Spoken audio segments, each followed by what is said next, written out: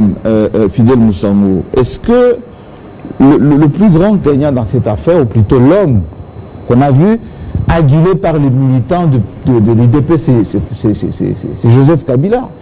Alors que les mêmes militants, il y a à peine un an, eh ben, ils vociféraient. Écoute Jean-Marie,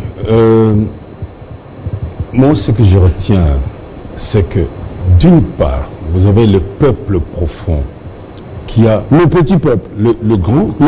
Enfin le Congolais moyen. Congo, le vrai Congolais. Est en train de vivre sa belle histoire, qui rappelle son passé. N'oubliez pas que l'indépendance du Congo a été conquise dans le sang et dans toujours des interventions brutales des pays voisins, des puissances du mal. Donc, il faut que le Congolais, tout en jubilant, ne dort pas des deux yeux, d'un œil. Parce que les oiseaux de mauvais augure sont en guette. Je prends l'exemple de Mme Ève Bazaïba, une ancienne de l'UDPS. Elle a pris la politique... On ne l'a pas écouté, hein, finalement. Non. On n'a pas témoigné. Écoute, non. Elle a pris la politique sous l'égide de Tshisekedi. Oui. Moi, j'étais à San City avec elle, presque tous les jours. Et tout d'un coup, elle nourrit une haine viscérale et sans motif valable. Elle a même violé les principes élémentaires du droit. Elle doit savoir que le contentieux électoral répond à la procédure administrative. C'est-à-dire qu'il faut amener des preuves. Comme on dit, acteur et combit probatio.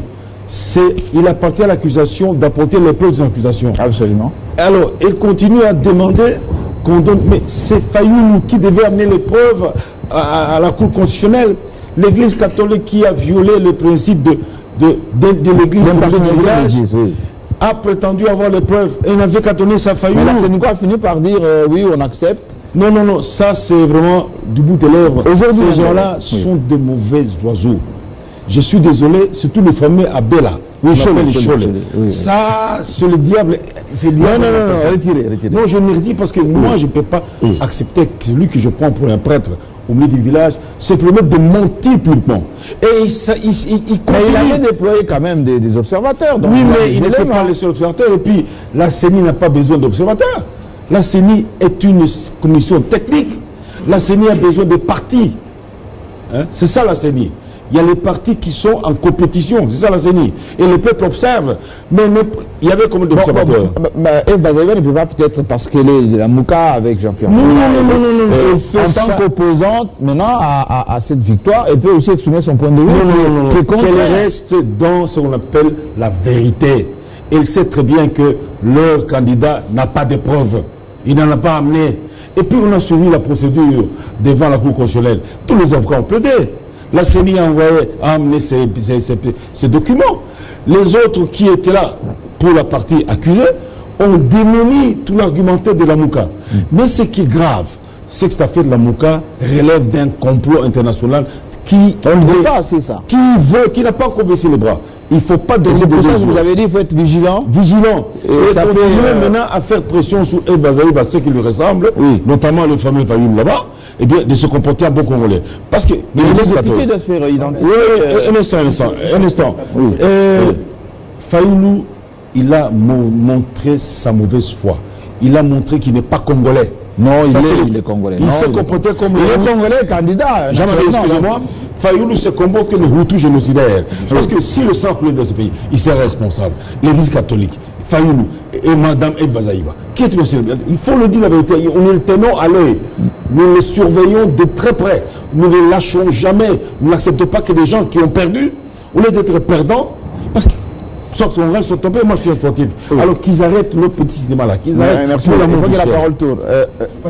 Très rapide. Oui. Écoutez, moi je pense que le langage de Fidèle, c'est un langage à éviter justement. Écoutez, la victoire de Félix Tshisekedi est un fait, c'est acté. Mais il a prêté serment. Écoutez, il ne faut pas confondre tout message d'opposition ou de critique du processus électoral comme de la haine. Je pense que Mme Ève Bazaïba a le droit de critiquer le processus électoral, M. Fayoulou a le droit de critiquer le processus électoral. électorale, la Senco a le droit de mettre... Mais de s'autoproclamer aussi président? Non, mais écoutez, dites-moi, il y a en 2011, Félix Tshisekedi s'était autoproclamé président.